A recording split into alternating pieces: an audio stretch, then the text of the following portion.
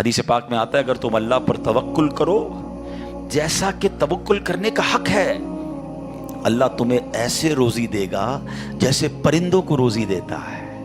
کبھی امیجن کیا اپنے پرندوں کو روزی کیسے ملتی ہے؟ روز صبح فجر کے بعد بھوکے نکلتے ہیں اور جب شام اپنے گھونسلے میں آتے ہیں تو سب کا پیٹ بھرا ہوا ہوتا ہے۔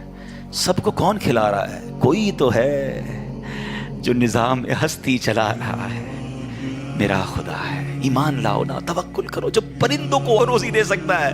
ارے میں اور آپ اشرف المخلوقات ہیں، میں ٹینشن ہی نہیں ختم ہو رہی کال کرو تھی نو ہے، سال بعد کیا ہوگا، بچی کی شادی کیسے ہوگی، میرے کاروبار کا کیا ہوگا، ارے مارکیٹ ڈاؤن ہو رہی ہے، ڈالر اوپر ڈالر نیچے، اسی ٹینشن میں مر گئے یار۔ جو رب چونٹی کو کن اور ہاتھی کو من دے سکتا ہے وہ اس نے مجھ سے بھی وعدہ کیا ہے۔ سیکھو نا حضرت ابراہیم سے، کاش یہ توکل نصیب ہو جائے۔ تھوڑی ایج اور بڑھتی ہے، آپ نے ایک بار ایک بڑا کمال کا منظر دیکھا کہ ایک بندے کو سمندر میں اس کی ہلاکت ہو گئی، سمندر میں وہ ڈوب کے مر گیا۔ مچھلیوں نے کھایا اس کی باڈی کو، تھوڑی دیر بعد اس کی لاش سمندر کے کنارے پہ آئی تو پھر جانوروں نے کھایا۔ اس کے بعد دیکھا کہ پرندے آئے، پرندوں نے بھی اس کی باڈی سے کھایا۔ آپ کے ذہن میں خیال آیا کہ یا اللہ یہ بندے کو قیامت کے دن تو کیسے اٹھائے گا؟ ایمان تو تھا مگر اس کی باڈی کے اجزاء تو 3 الگ الگ مخلوقات کھا گئی اور قیامت کے دن یہ واپس کھڑا ہونا ہے اس نے۔ سبحان اللہ، آپ نے اللہ سے کہا وَإِذْ قَالَ إِبْرَاهِيمُ۔ پھر یہ دیکھیں حضرت ابراہیم کا یہ واقعہ بھی قرآن میں موجود، 3 پارے میں سورہ بقرہ۔ آپ کہتے ہیں وَإِذْ قَالَ إِبْرَاهِيمُ رَبِّ أَرِنِي كَيْفَ تُحْيِي الْمَوْتَى۔ اے اللہ، حضرت ابراہیم نے عرض کی کہ اے میرے رب مجھے دکھا دے تو مردے کیسے زندہ کرے گا۔ ارشاد ہوتا ہے قَالَ أَوَلَمْ تُؤْمِنْ، اے ابراہیم تو ایمان نہیں لایا، تجھے یقین نہیں؟ قَالَ بَلَىٰ وَلَكِنْ لِيَطْمَئِنَّ قَلْبِي، اے اللہ ایمان لایا ہوں، مجھے یقین ہے مگر میں ذرا دل سے دیکھنا چاہتا ہوں اور قرار آ جائے، میں عین الیقین چاہتا ہوں، میں اس کو مزید دیکھنا چاہتا ہوں۔ قَالَ فَخُذْ أَرْبَعَةً مِّنَ الطَّيْرِ، قرآن کہتا ہے رب نے فرمایا کہ اچھا 4 پرندے لے، فَصُرْهُنَّ إِلَيْكَ ثُمَّ اجْعَلْ عَلَىٰ كُلِّ جَبَلٍ، فرمایا اس کو اپنے ساتھ ہلا لے، اپنے ساتھ مانوس کر لے، پھر ان کا ایک ایک ٹکڑا پہاڑ پر رکھ دے، منہن جزءا ثم ادعوہن یاتینک سعیا، فرمایا پھر انہیں بلا، وہ تیرے پاس چلے آئیں گے پاؤں سے دوڑتے۔ وَاعْلَمْ أَنَّ اللَّهَ عَزِيزٌ حَكِيمٌ، اور جان رکھ اللہ غالب حکمت والا ہے۔ ہوا کیا، حضرت ابراہیم کو حکم ہوا کہ 4 پرندے لیں۔ اب آپ نے 4 پرندے الگ الگ لیے، مور لیا، کبوتر لیا، آپ نے مرغ لیا اور ایک گدھ لیا۔ ان 4 کو اپنے ساتھ تھوڑا ٹائم رکھا تاکہ وہ آپ سے انسیت پالے، تاکہ 4 کے بارے میں کنفرم بھی ہو جائے کہ یہی 4 ہے، کوئی اور مکس نہ ہو جائے۔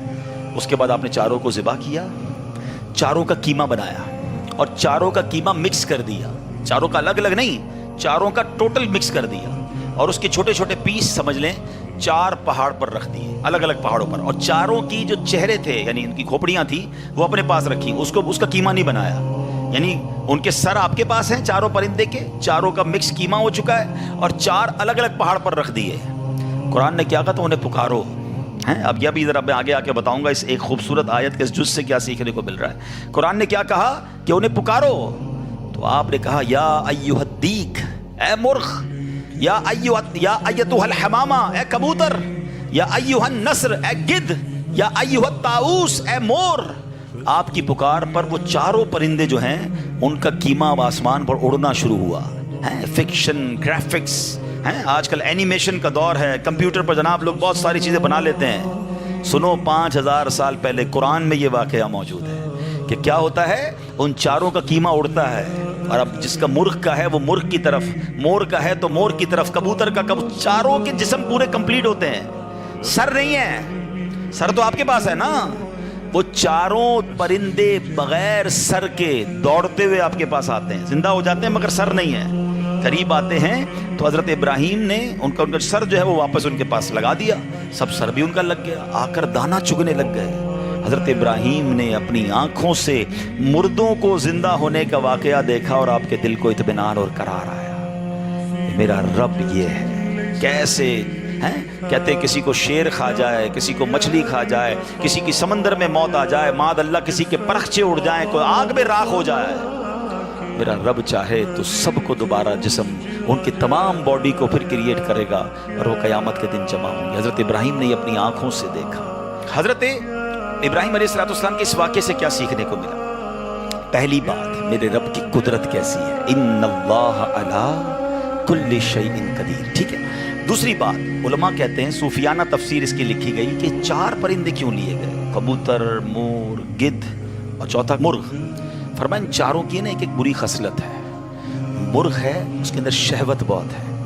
جو کبوتر ہے، اس کو اپنی اڑان پر بڑا ناز ہے، بڑا تکبر ہے، بہت اونچا اڑتا ہے۔ فرمایا گدھ جو ہے اس کا کیا پرابلم ہے؟ گدھ کے بارے میں فرمایا کہ وہ لالچی بہت ہے۔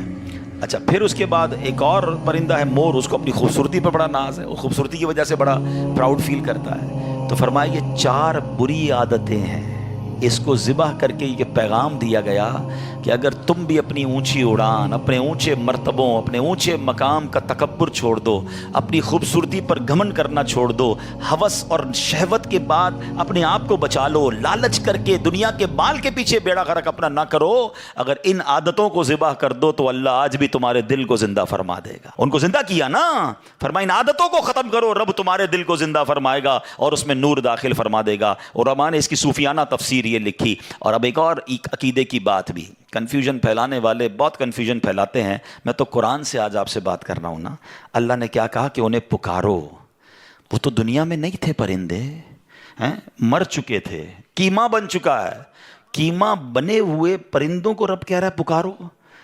حضرت ابراہیم نے کیسے پکارا، یا ایھا الدیک، یا ایتھا الحمامہ، آپ کبوتر کو پکار رہے ہیں، آپ گدھ کو پکار رہے ہیں، قرآن کہہ رہا ہے پکارو اور نبی پکار رہے ہیں۔ آج کسی کو نہ جانے یا رسول اللہ سے پرابلم ہو جاتی ہے، کسی کو یا غوث پاک سے یا پرندوں کو پکار رہے، قرآن کہہ رہا ہے، تو اس کا مطلب دنیا سے اگر کوئی چلا بھی جائے تو اس کو پکارنے میں کوئی خدا نہ خواستہ پرابلم نہیں ہے۔ اللہ سمجھ کے تھوڑی پکارتا ہے کوئی، اللہ کے بندے سمجھ کر ہی پکار رہے ہیں نا، اللہ کی مخلوق سمجھ کر پکار رہے ہیں۔